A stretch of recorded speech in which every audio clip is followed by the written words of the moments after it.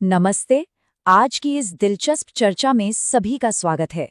आज हम ब्रह्म संहिता के कुछ सबसे गहरे और रहस्यमयी पहलुओं पर गौर करने वाले हैं।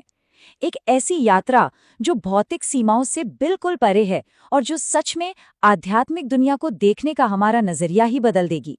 हम गोलोक के रहस्यों को समझेंगे और उस परम सत्य की डिवाइन एनाटॉमी यानी दिव्य शरीर विज्ञान पर चर्चा करेंगे। तो चलिए बिना किसी देरी के शुरू करते हैं। इस पूरे विश्लेषण को 5 हिस्सों में बांटा गया है। पहला, गोलोक का धाम। दूसरा, श्लोक 32 को डिकोड करना। तीसरा, दिव्य शरीर का विरोधाभास। चौथा, शाश्वत रूप और आनंद। और आखिर में हृदय का कारागार। तो सबसे पहले बात करते हैं भाग 1 की, गोलोक का धाम। ये एक ऐसी जगह है ना जो हमारे इस भौतिक जगत के सारे नियम, चाहे वो फिजिक्स हो या ग्रेविटी, सबको पूरी तरह से तोड़ देती है।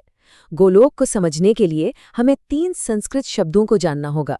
पहला है चिंतामणि, जिसका मतलब है आध्यात्मिक या चिन्मय रत्न। दूसरा है कल्प वृक्ष। ये कोई आम पेड़ नहीं है, ये ऐसे दिव्य पेड़ हैं जो हर इच्छा पूरी कर सकते हैं। और तीसरा, कामधेनु, ऐसी आध्यात्मिक गायें जो कभी खत्म न होने वाला दूध देती हैं। ये तीनों शब्द मिलकर भगवान गोविंद के निवास स्थान की एक बेहद रहस्यमयी और अलौकिक तस्वीर बनाते हैं। अब ध्यान दीजिएगा, स्रोत पाठ एकदम स्पष्ट करता है कि जिस तरह माया इस भौतिक जगत को 5 जड़ तत्वों से बनाती है, जैसे मिट्टी, जल, अग्नि, वायु और आकाश, उसके ठीक उलट वो आध्यात्मिक जगत पूरी तरह से आध्यात्मिक ऊर्जा से बना है। वहाँ कुछ भी, लिटरली कुछ भी जड़ या निर्जीव नहीं है। वहाँ सब कुछ चेतन है, सब अलाइव हैं। चिंतामणि का तो मतलब ही है चिन्मय रत्न, यानी ऐसे रत्न जो चेतना से, कॉन्शियसनेस से भरे हुए हैं। जरा गोलोक के इन अद्भुत तत्वों की कल्पना कीजिए। यहाँ के घर चिंतामणि रत्नों से बने हैं और कल्प वृक्ष दिव्य प्रेम रूपी अनगिनत फल देते हैं। वहाँ कामधेनु गायों के दूध के सागर बहते हैं और अनंत लक्ष्मियाँ और गोपियाँ बेहद गहरे प्रेम के साथ सेवा करती हैं। पता है, इस पाठ में लक्ष्य और सहस्त्र शत जैसे शब्दों का इस्तेमाल हुआ है। और ये क्यों? क्योंकि इस जगह की प्रचुरता, यानी वहाँ की अबंडेंस, इतनी अनंत और असीमित है कि उसे किसी भी पैमाने पर मापा ही नहीं जा सकता। अब आते हैं भाग 2 पर, श्लोक 32 को डिकोड करना। यह ब्रह्म संहिता का श्लोक 32 है। इसकी प्रामाणिक और काव्य संरचना सच में बेहद सुंदर है। इसके गहरे अर्थ को पूरी तरह से समझने से पहले इसके उच्चारण की ध्वनि और उसकी लय को महसूस करना बहुत जरूरी है। अंगानि यस्य सकलेन्द्रिय वृत्तिमन्ति पश्यन्ति पान्ति कलयन्ति चिरम जगन्ति। ये श्लोक सुनने में जितना मधुर है ना, यकीन मानिए इसका अर्थ उससे भी कहीं ज्यादा गहरा है। ये श्लोक परम सत्य के दिव्य शरीर विज्ञान के बारे में एक ऐसा रहस्य खोलने जा रहा है जो सच में सोचने के तरीके को पूरी तरह हिला के रख देगा। आगे बढ़ते हैं भाग 3 की तरफ, दिव्य शरीर का विरोधाभास या द डिवाइन एनाटॉमी पैराडॉक्स। एक आम भौतिक शरीर और उस परम आध्यात्मिक शरीर के बीच का अंतर ना सच में बहुत बड़ा है। हमारे भौतिक शरीर में हर अंग का अपना एक अलग और सीमित काम होता है ना? आंखें सिर्फ देख सकती हैं, सुन नहीं सकती। हाथ सिर्फ छू सकते हैं, वो किसी चीज का स्वाद नहीं ले सकते। लेकिन आध्यात्मिक शरीर अद्वैत या नॉन डुअल होता है। इसका सीधा सा अर्थ ये है कि परमेश्वर के शरीर का हर एक अंग बाकी सभी इंद्रियों के पूर्ण विकसित कामों को करने में सक्षम है। मतलब उनके हाथ देख सकते हैं, उनकी आंखें भोजन ग्रहण कर सकती हैं, है ना अद्भुत? उनकी हर एक इंद्रिय सर्वशक्तिमान है। शब्द दर शब्द हिंदी अनुवाद को अगर ध्यान से देखा जाए तो एक बहुत ही महत्वपूर्ण बात सामने आती है, सकलेन्द्रिय वृत्तिमन्ति, जिसका अर्थ है सारी इंद्रियों की वृत्तियों यानी क्षमताओं से युक्त। पाठ बिल्कुल स्पष्ट करता है कि परम पुरुष भगवान का हर अंग पूरे के पूरे ब्रह्मांडों को पश्यन्ति यानी देखता है, पान्ति यानी उनका पालन करता है, और कलयन्ति यानी उन्हें प्रकट करता है। सोचकर देखिए, उनका एक अंग ही पूरे ब्रह्मांड का निर्माण और पालन करने की पूरी शक्ति रखता है।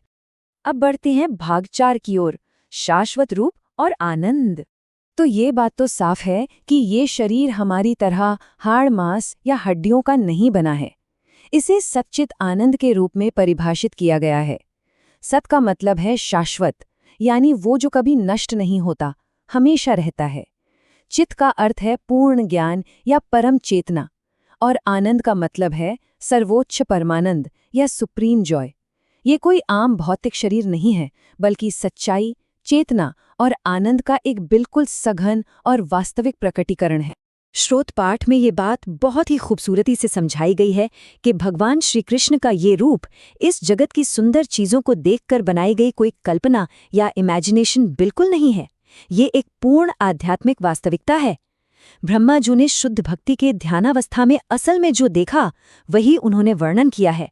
उनके हाथों में वो जादू भरी बांसुरी जो सभी जीवों का चित्त हर लेती है, और उनके कमल जैसे नेत्र जो अनंत वैभव और सुंदरता दिखाते हैं। ये सब कुछ एक आध्यात्मिक सच्चाई है जो सभी को आकर्षित करती है। और अब आते हैं हमारे अंतिम पड़ाव भाग 5 पर, हृदय का कारागार। जिस परम सत्य के बारे में हमने अभी इतनी बातें की, वो जो सर्वव्यापी है, जिसके एक एक अंग में अनगिनत ब्रह्मांडों को बनाने और उन्हें पालने की शक्ति छिपी है, क्या ऐसी असीम शक्ति को कभी किसी चीज से बांधा जा सकता है? ये सवाल अपने आप में बहुत बड़ा और गहरा है, और सच कहूं तो इसका जवाब हमें शुद्ध भक्ति के रास्ते पर मिलता है। इस बेहद खूबसूरत श्लोक के भाव को समझिए। हे मेरा सर्वस्व चुराने वाले कृष्ण, मेरी भक्ति रूप पाश के दृढ़ बंधन में निश्चल होकर मेरे हृदय रूप कारागार में सदैव निवास करते रहो। ये कितनी सुंदर विडंबना है ना, जो परमेश्वर इस जगत के किसी भी भौतिक नियम से बांधा नहीं जा सकता, जिसकी शक्ति अनंत और असीम है। उसे शुद्ध भक्ति की मजबूत रस्सियों से एक भक्त अपने हृदय के कारागार में हमेशा के लिए कैद कर सकता है। इस विश्लेषण के आखिर में हम सबके सामने एक बहुत ही गहरा प्रश्न उठता है। अगर वो परम सत्य, वो अंतिम वास्तविकता हमारी इन भौतिक इंद्रियों और तर्कों की सीमाओं से पूरी तरह परे है, तो उस सच्चाई को असल में देखने और अनुभव करने के लिए हम अपनी खुद की दृष्टि को कैसे परिष्कृत कर सकते हैं, कैसे उस नजरिए को बदल सकते हैं? इस विषय पर गहराई से जरूर सोचें। ये चर्चा सिर्फ कुछ जानकारी बटोरने के लिए नहीं थी, बल्कि उस असीम को समझने और महसूस करने का एक निमंत्रण था। इस सफर में हमारे साथ जुड़े रहने के लिए बहुत बहुत धन्यवाद।